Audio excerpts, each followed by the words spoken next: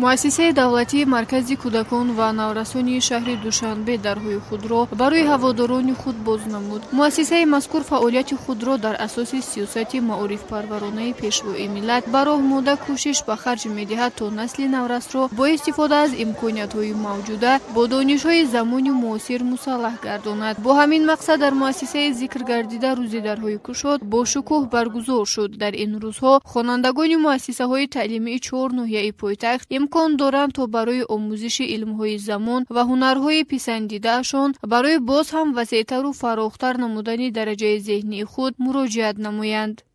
مقصد اساسی روز درهای گشاد از آن عبارت است که جلب خوانندگان به محفل‌های هنری، بدیعی، اینچنین فن‌های علمی، گومانیتری و فرهنگی میباشد. خوانندگان میتوانند وقتی قیمت خود را صرف کارهای بیهوده نکنند و آمده در مرکز کودکان و نورسان شهر دوشنبه تحصیل نمایند و کسب آیندهشان را از حاضر انتخاب نمایند.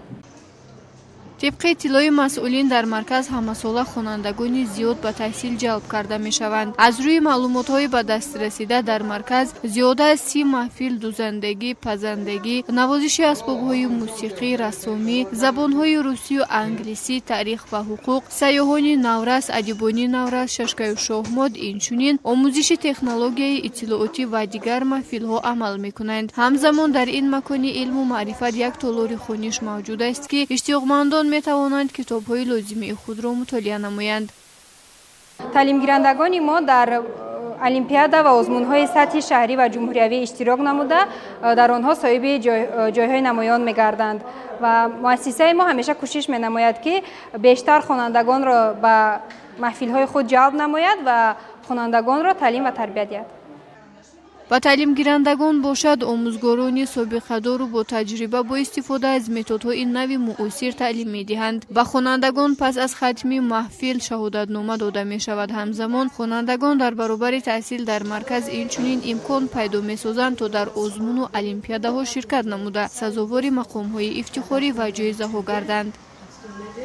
من طول یک ماه می شود که در محفل گیتار آموزش می بینم و به کودکان توصیه می دهم که وقت خود را در مرکز کودکان و نورسان آیند و علم آموزند و جایهای نمونوی را به دست آورند.